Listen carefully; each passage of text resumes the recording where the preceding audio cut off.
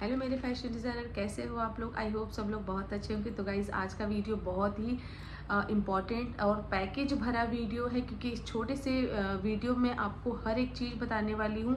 अगर आपने अभी फैशन डिज़ाइनिंग जस्ट कंप्लीट किया है, आपने अभी आपका एग्ज़ाम ओवर हुआ है और आपको अब इंडस्ट्री में ट्रेनिंग के लिए जाना है, आगे क्या करना है, आप बिल्कुल ब्लैंक हो, तो ये वीडियो आपकी आँख खोलेगा और आपको आगे गाइड करेगा कि अब आपको नेक्स्ट स्टेप क्या करना है। इस वीडियो को स्किप करके मत देखना, क्योंकि ये कोई वैसा वीडियो नहीं है कि स्किप कर लिया तो आगे क्या बोल रही हूँ। तो ये वीडियो वैसे ही मैं इतने छोटे में बनाऊंगी, 4-5 मिनट का वीडियो बनाऊंगी, बहुत ज़्यादा लंबा नहीं बनाऊंगी, लेकिन सारी चीज़ों को कवर करूंगी, जिससे आपको एक वीडियो को देखने के बाद सारी चीज़ें आपको पता हो जाए। सबसे पहले आपका भी जस्ट फैशन डिज़ाइनिंग कंप्लीट हुआ है, अब आपको क्या करना है, आगे आपको ट्रेनिंग करना है। और जो स्टूडेंट अभी नए हैं, जिनको पता नहीं है, उनको तो हम लोग जब एक फैशन डिज़ाइनिंग कर रहे होते हैं ना, तो जब एग्ज़ाम देते हैं, जब प्रैक्टिकल करते हैं, जब फैशन शो करते हैं, सारी चीज़ें बनाते हैं, जब अपना हम लोग एक अलग ही इमेजिनरी वर्ल्ड में होते हैं कि हम अब फैशन डिज़ाइनर बनने वाले हैं, क्योंकि हमने इतना अच्छा काम किया है, फैशन डिज़ाइनिंग किया है। हम स्केच बनाते हैं, सारी चीज़ें बनाते हैं, कंप्यूटर पे काम करते हैं, कोरल ड्रॉ पे करते हैं, फोटोशॉप पे करते हैं, कैड पे करते हैं, बहुत सारी सॉफ्टवेयर पे काम करते हैं, मैनुअली भी करते हैं, पैटर्न भी बनाते हैं, सारी चीज़ें करते हैं। हमको लगता है अब हम डिज़ाइनर बनेंगे, लेकिन क्या उसके बाद क्या सचमुच सभी लोग डिज़ाइनर बनते हैं? ऐसा तो नहीं है ना। 100% में से 90% लोग एक अलग ही डायरेक्शन में जाते हैं, और 10% लोग, क्या मुझे लगता है 5% लोग ही डिज़ाइनर की कैटेगरी में जाते हैं। तो वो किस कैटेगरी में जाते हैं बाकी के लोग, मैं आपको आज इस वीडियो में बताऊंगी, क्योंकि ये चीज़ें हमें भी नहीं पता थी। जब आप एक फैशन डिज़ाइनिंग कंप्लीट करते हो तो सबको कहाँ जाना होता है, हमारी गारमेंट की इंडस्ट्री में। और गारमेंट की जो इंडस्ट्री होती है वो होती है एक्सपोर्ट इंडस्ट्री, आपकी डोमेस्टिक इंडस्ट्री होती है, जहाँ पे आपको ट्रेनिंग दी जाती है। तो ट्रेनिंग दी जाती है, अगर आप गारमेंट के सेक्टर से हो तो आपको कपड़े की फैक्ट्री में डाला जाएगा, आप एसेसरीज के हो, शूज़ के हो, लेदर के हो, तो आपकी उस तरीके की फैक्ट्री में आपको डाला जाएगा।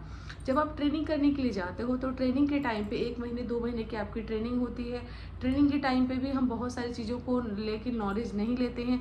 जिनकी मजबूरी होती है, जिनकी कुछ होता है, वो तो चीज़ों को अच्छे से काम करते हैं, लेकिन जो सिर्फ और सिर्फ ट्रेनिंग करने के लिए जाते हैं तो वो अपना ट्रेनिंग करते हैं। जिनको आगे उसी इंडस्ट्री में काम करना होता है, फिर वो उसी को अच्छे से काम करते हैं ताकि उनकी जॉब कंटिन्यू लग सके। ठीक है, तो आप गारमेंट की एक्सपोर्ट इंडस्ट्री में जाते हैं, आपको ट्रेनिंग दी जाती है। अगर आपने अच्छा काम किया, ट्रेनिंग दी क्या जाती है, ट्रेनिंग आप लेते हो, आप काम करते हो, उसी को बोलते हैं ट्रेनिंग। ट्रेनिंग का मतलब ये नहीं होता कि आप, जैसे हम लोग कॉलेज में पढ़ते हैं कि आप पढ़ रहे हो और आपको कोई टीचर पढ़ा रहा है। कोई पढ़ाने वाला नहीं है हमारी इंडस्ट्री में, ये पढ़ाया नहीं जाता है, ये काम है, वर्क एक्सपीरियंस है।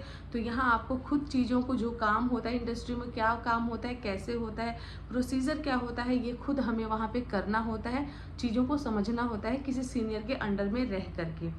तो ये बिल्कुल माइंड प्रिपेयर कर लेना कि हमें कोई पढ़ाने वाला है, कोई पढ़ाने वाला नहीं है, क्योंकि कॉलेज वाला हम लोग एटीट्यूड लेके चलते हैं इंडस्ट्री में, वो एटीट्यूड बिल्कुल नहीं काम आने वाला है। यहाँ पे कोई सुनवाई नहीं है। तो यहाँ पे बिल्कुल आँख कान सब कुछ खुले रखना है, और जो भी काम होता है उसको प्रॉपर तरीके से काम करना है, और उसको एक्सपीरियंस करना है, और आगे कोशिश करना कि आपकी जॉब आपकी जिस इंडस्ट्री में हो वहीं पे पक्की हो जाए। क्योंकि अगर नहीं हुई तो ट्रेनिंग के बाद फिर आपको जॉब मिलना मुश्किल हो जाएगा। और बाकी कि अगर आपने पहले से माइंड मेकअप किया है कि नहीं मुझे तो डिज़ाइनर बनना है, मुझे तो अपना बुटीक खोलना है, फिर उनकी अलग बात है कि सिर्फ मुझे इंडस्ट्री का ट्रेनिंग चाहिए, 1-2 मंथ का आपने ट्रेनिंग लिया, फिर आपने बैक हो गए, अपने काम पे लग गए। लेकिन जिनको उसी इंडस्ट्री में काम करना है, उनको इसी तरीके से काम किया जाता है कि आप जिस सेक्टर के हो, अगर गारमेंट के हो तो आप गारमेंट में कंटिन्यू करोगे, अगर आपने लेदर के हैं, आप एसेसरीज के हैं, ज्वेलरी के हैं, सारी चीज़ों के हैं, तो आपकी अलग अलग इंडस्ट्री होती है। अगर आपको इंटरनेशनल बैंक के साथ डील करना है, जो एक्सपोर्ट करते हैं, अगर आपको उनके साथ करना है तो आप एक्सपोर्ट इंडस्ट्री में जाएंगे। अगर आपको ट्रेनिंग करके आपको डोमेस्टिक में रहना है कि नहीं मुझे डोमेस्टिक काम करना है, तो आपके लिए बेहतर होगा कि आप लोग, डोमेस्टिक इंडस्ट्री भी बहुत होती हैं जो डोमेस्टिक का काम करती हैं, आप उनमें भी अप्लाई कर सकते हैं। लेकिन इनके लिए इतना इजी नहीं होता है। बाकी अदर सेक्टर में मैं आपको ये बताऊं कि जैसे जो बाकी हमारे फैशन डिज़ाइनिंग को छोड़ करके दूसरे सेक्टर हैं, बीटेक हो गया, एमबीए हो गया, बाकी सारी अगर सेक्टर हो गया, उनमें आपको जॉब तो लग जाएगी, क्योंकि वहाँ पे वैकेंसीज वगैरह कहाँ निकल रही, कैसे निकल रही है, वो सारी चीज़ें आपको ऑनलाइन, सारी ऑफलाइन सारी चीज़ें पता होती हैं। लेकिन हमारी एक ऐसी इंडस्ट्री होती है गारमेंट के एक्सपोर्ट इंडस्ट्री कि यहाँ पे आपको बाकी जो लेबर के हैं, टेलर के हैं, कारीगर के हैं, इनकी वैकेंसीज आपको सब जगह समझ में आएगी। लेकिन जब हमारे ऑफिस की आती है, खास करके हमारे फैशन डिज़ाइनर में मर्चेंडाइज़र की आती है, असिस्टेंट मर्चेंट की आती है, इन सब कैटेगरी की आती है, तो ये आपको जॉब पता ही नहीं चलता, क्योंकि इनकी ज़्यादा से ज़्यादा वैकेंसीज जो होती है इंटरनली फुल हो जाती हैं, और ज़्यादा जो सीनियर की वैकेंसीज होती हैं वो कुछ जो बड़ी इंडस्ट्री होती है वो हमारे कंसल्टेंट को, जो उनके पर्टिकुलर कंसल्टेंट होते हैं, उनको वो आगे रेफ़र कर देते हैं कि आप हमें सजेस्ट कीजिए मर्चेंडाइज़र, इस तरीके से। लेकिन जैसे वो उनके लिए है जो ऑलरेडी एक्सपीरियंस्ड हैं, लेकिन जो फ्रेशर हैं उनके लिए बहुत बहुत बहुत मुश्किल होता है जॉब मिलना। तो वो बिल्कुल इतना ज़रूर ध्यान दो कि अगर आपका कॉलेज आपको ट्रेनिंग प्रोवाइड करा रहा है, कोशिश आप लोग यही करो कि आपका कॉलेज आपको ट्रेनिंग प्रोवाइड करे।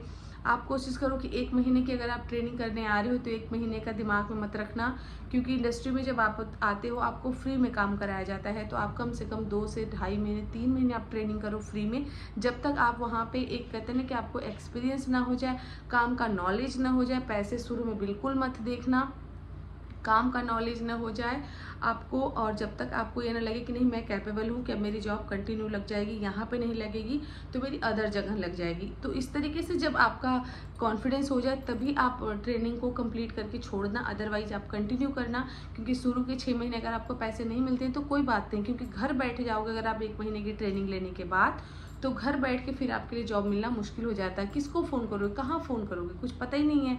तो ये गलती मत करना, जो आप लोग ट्रेनिंग करने के लिए आ रहे हो और आगे काम करना है। देखो अगर आपका कोर्स कंप्लीट नहीं हुआ है तो ट्रेनिंग करने के लिए आ रहे हो, इंडस्ट्री का ट्रेनिंग लो, सर्टिफिकेट लो, जाओ। लेकिन अगर आपका फाइनल है कोर्स, अगर आपको इसी में कंटिन्यू अब जॉब ही करना है, तो ट्रेनिंग को आप 2 महीने 3 महीने से ज़्यादा का ट्रेनिंग करो, जिससे आप लोगों को अच्छे समझ लो, इंडस्ट्री को समझ लो, और आगे आप उसी में जॉब कर सको, आगे किसी को रेफ़र तो कर सको, किसी को जान तो सको कि भैया अब मुझे इसी में काम करना है। 4 लोगों को जानोगे तभी तो आपकी कहीं ना कहीं जॉब लगेगी ना। मर्चेंडाइजर से मिलोगे, सीनियर से मिलोगे, सबसे कांटेक्ट रखोगे, अच्छा काम करोगे, मन लगा करोगे, तो आपको आगे अच्छे से काम मिलेगा। और इसमें सैलरी शुरू की 6 महीने आपको सैलरी नहीं मिली, कोई बात नहीं, लेकिन इसके बाद आपका जैसे ही आपका काम आएगा, आपको एक्सपीरियंस होगा, अपने काम में कंप्लीट करोगे, अच्छे से काम करोगे, तो आपकी सैलरी ग्रोथ होने में टाइम बिल्कुल भी नहीं लगता है। तो आई होप ये वीडियो आपको सारी चीज़ों को बताने में, मैंने कोशिश की है कि जल्दी जल्दी जल्दी जल्दी सारी चीज़ों को कंप्लीट करूँ, क्योंकि वीडियो लंबा होता है तो आप लोग स्किप कर करके देखते हो, तो एक वीडियो को पूरा कंप्लीट आप लोग नहीं देख पाते हो। तो इस वीडियो कोशिश किया, लेकिन फिर भी 7 मिनट से ज़्यादा का वीडियो हो गया है यार, माफ़ करना।